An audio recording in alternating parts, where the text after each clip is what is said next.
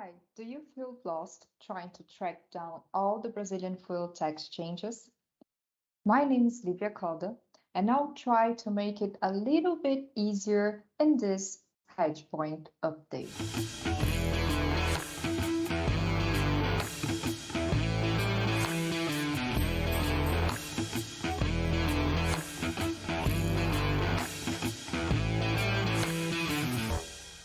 In total, 4 proposals were made.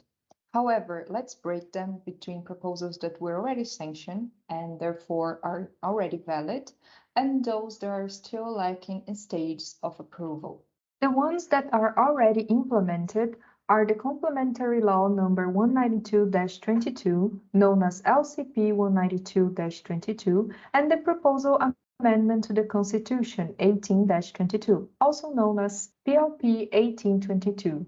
Both were sanctioned on the 23rd of June. So what do they mean? Through LCP 192-22, government withdraws all federal taxes, PIS/COFINS, SEDE, from both fossil and biofuels. With PLP 1822, fuels became essential goods and started to be taxed accordingly. This added a cap of 17 to 18% to ICMS, that is state taxes, depending on each state tax calculation. And what was not yet approved? Well, PEC 1522, which guarantees a favorable tax regime for biofuels, for instance, still lack approvals. It guarantees the fixation of the percentage difference between state taxes on fossils and biofuels that were in force on May 15th.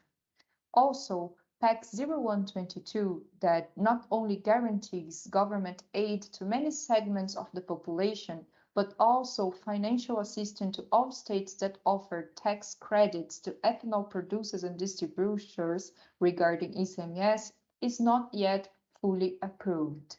Let's explore in a more visual way the effects of those that were already sanctioned. But first, let's define what would be a base case. This scenario gives us what would be the contribution of each kind of tax and the main cost at the pump prices before any change in the tax regime was made. You can see that around 40% of gasoline C prices were taxes, while for hydrous nearly 20%. This already shows that if all taxes were withdrawn, ethanol should lose more competitiveness at the pump, as gasoline C is more heavily taxed. Okay, so moving on to the next case, let's add up LCP 192-22 and see what the values shows us. So by withdrawing all federal taxes during 2022, fuel prices at the pump would indeed drop.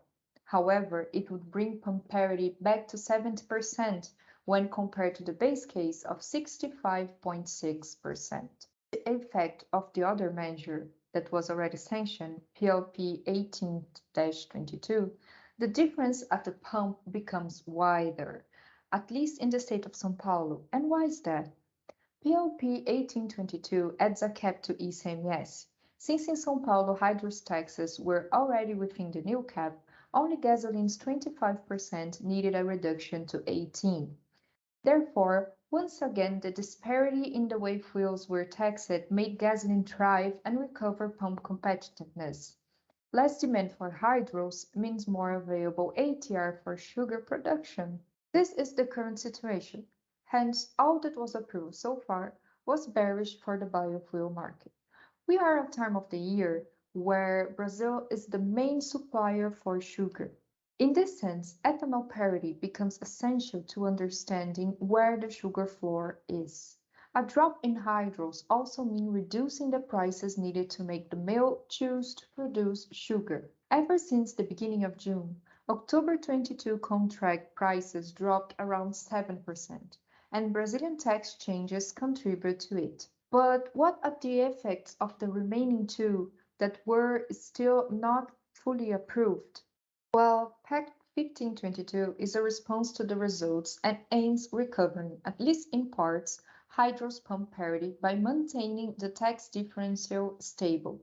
This means that the drop from 25 to 18% in gasoline C state taxes should also reflect a drop from 13.3 to 9.6% in hydrous.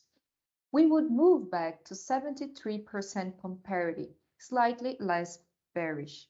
And what would PEC EP23 mean for the fuel market? Focusing only on ethanol and gasoline, this is the hardest one to understand.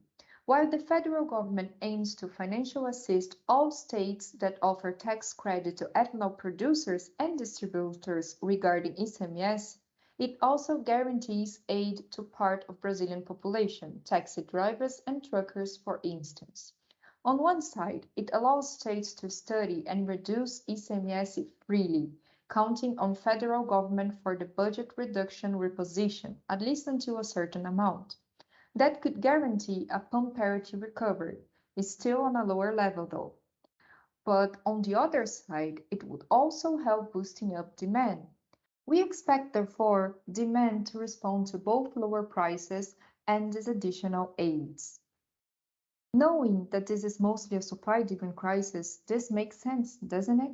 Well, not only that, but still here in Brazil, Petrobras prices are lagging behind international. Any cost pass-through could still jeopardize government efforts. At the time of this recording, we were still waiting for further developments regarding PEC 15 and 0122. I hope we made fuel tax regime changes in Brazil a little bit easier to understand. Well, thanks for participating with me, and I'll see you again in our next HEDGEpoint update.